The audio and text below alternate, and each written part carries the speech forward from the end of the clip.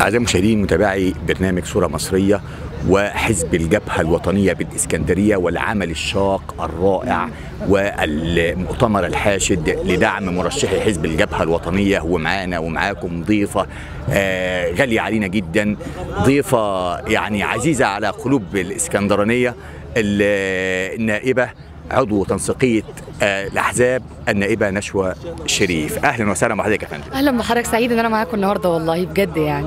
ربنا يخليكي، احنا شفنا حضرتك على المنصة بتصولي وتبولي على منصة الجبهة الوطنية، كلمة بقى تقوليها للجبهة الوطنية وسبب مجيك النهارده هتقولي إيه؟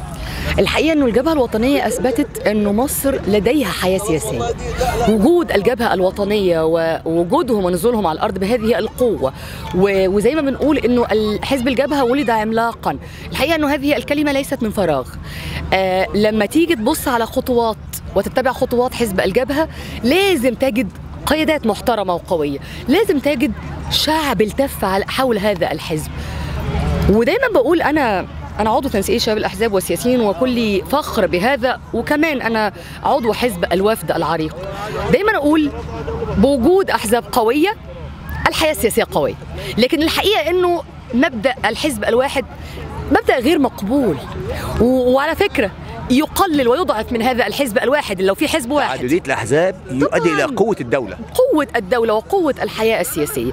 فبوجود أحزاب قوية جميع الأحزاب نقدر نتنافس تنافس صحي وحقيقي مش مزيف، وفي مصلحة المواطن أيضا. بالظبط. وفي الآخر بقى النتيجة النهائية هتلاقي هي بقى اللي حضرتك قلته ده، إنه هيكون هدفنا كلنا إيه؟ بلدنا ومصلحة الناس. فهتبدا تتنافس في انك اما اخدم الناس هنا، اما ابدا انزل اشوف الناس اشوف مصالحهم. فاقصد ان المنافسه هنا ايجابيه وصحيه وليست شكليه.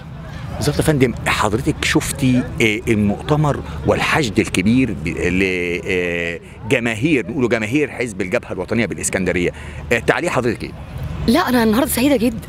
أنا يعني وقت ما جيت وأنا يمكن بدأت كلامي بهذه الكلمات وقلت إنه أنا النهارده كنت كاتبة حاجة معينة أقولها، ولكن بالوجوه الطيبة والعزيزة اللي أنا شايفاها النهارده والعدد المهول اللي موجود ده خلتوني لا ده أنا هقول حاجة تانية خالص.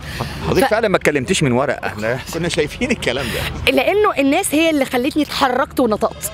في فرق بإنه تكون أنت قاعد بتتكلم لوحدك، وفي فرق إن الناس تنطقك. أنت أصلا بتشتغل عشان مين؟ عشان الناس. حضرتك اتكلمتي من الأحاسيس اللي شايفاها. بالظبط، من أحاسيس ومن عمر فات، خبرات فاتت، حياة كانت ما قبل القيادة السياسية اللي موجودة. احنا ما كناش كشباب موجودين، مع اني كنت بشتغل في العمل السياسي، لكن ما كانش ليا دور. كنت بحاول وبعافر ويتم دحضنا واحباطنا ونتكسر ونقوم ونقع ونتكسر ونقوم ونقع. لما جه وقت كتير مننا على فكرة احبط وخرج من العمل السياسي، لكن اللي كمل هو الحقيقة اللي آمن إنه هيجي قيادة سياسية تؤمن بينا، وده اللي حصل. إحنا عندنا رئيس ما فيش حد بيؤمن بالشباب زي اللي حصل في مصر، خصوصا إنه مصر دولة شابة فعلا، 60% أو أكتر من 60% شباب. إذا مصر ليست دولة عجوز، دولة شابة فعلا بسواد ابنائها. كنا بقى تقوليها لقيادات الجبهه الوطنيه، وتقولي النهارده لمرشحي الجبهه الوطنيه في المستقبل ان شاء الله باذن الله لما ينجحوا بقى هتقولي لهم ايه، وتقولوا له ايه للقيادات اللي حضرتك شفناها على المنصه؟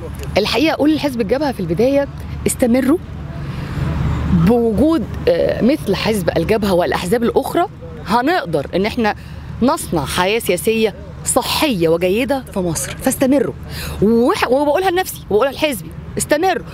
حزب الوفد حزب عريق وله تاريخ، ولكن الاستمراريه هي من تحكم في الاخير. فدايما اقول انه لابد على حزبي وعلى الاحزاب الاخرى انهم يتواجدوا ويستمروا في هذا التواجد، لانه احنا موجودين للناس. لو ما التصقناش والتحمنا مع الناس، ايه لازمه وجودي انا كحزب؟